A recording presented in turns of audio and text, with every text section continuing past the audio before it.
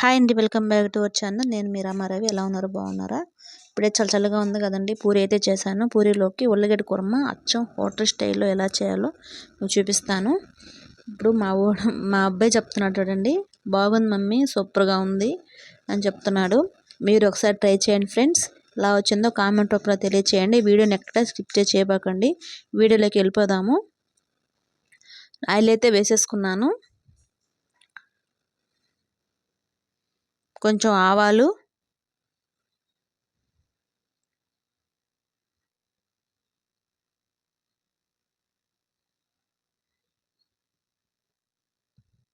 కొంచెం జీలకర్ర, కొంచెం కరివేపాకు. ఇప్పుడైతే 4 వెల్లుల్లి రెబ్బలు దంచి కచ్చాపచ్చగా దంచి అయితే వేసుకోవాలి. అస్సలు టేస్ట్ ఇక్కడే వస్తుందండి. వెల్లుల్లిపాయ వేయడం వల్ల చాలా అంటే చాలా టేస్ట్ అయితే వస్తుంది. మంచి ఫ్లేవర్ అయితే బాగుంటుందండి. ఫ్లేవర్ అనేది చాలా అంటే చాలా బాగుంటుంది. ఇప్పుడు ఆనియన్స్ అయితే వేసుకున్నాను.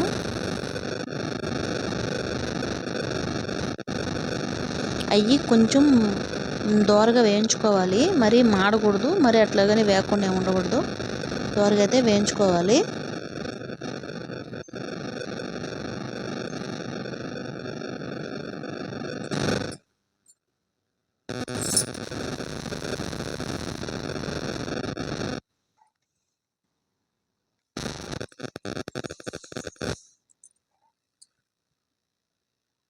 బాగైతే వేగిపోయాయి. ఇప్పుడు పచ్చిమిర్చి అయితే వేసుకుంటున్నాను. నేను కారం ఏం వేసుకోవట్లేదండి, పచ్చిమిర్చి వేసుకుంటున్నాను. ఇవి కొంచెం మగ్గాక టమాటా వేసుకోవాలి.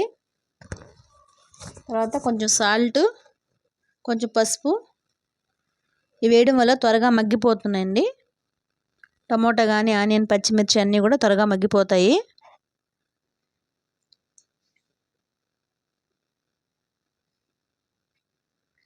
తర్వాత ముందుగా ఉడకబెట్టుకున్న ఉల్లగడ్డలన్నీ కొంచెం మెత్తగా స్మాష్ చేసి పెట్టుకోవాలి. అవి దాంట్లో వేసేసుకోవాలి.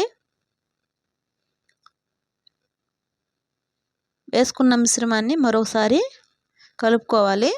చూడండి, వీడియోలో చూపించే విధంగా కలుపుకోవాలి. కొన్ని అయితే వాటర్ అయితే వేసుకుంటున్నాను. కొంచెం గ్రేవీ కోసం కొంచెం వాటర్ అయితే వేసుకోవాలి. ఇప్పుడైతే కూర అయితే రెడీ అయిపోయింది. పూరీలోకి అచ్చం హోటల్ స్టైల్ లాగా పూరీ కుర్మ అయితే రెడీ అయిపోయింది.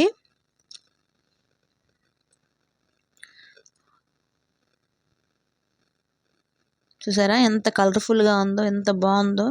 చూస్తుంటే నోరు ఊరిపోతుంది కదా. మీరు ఒకసారి ట్రై చేయండి.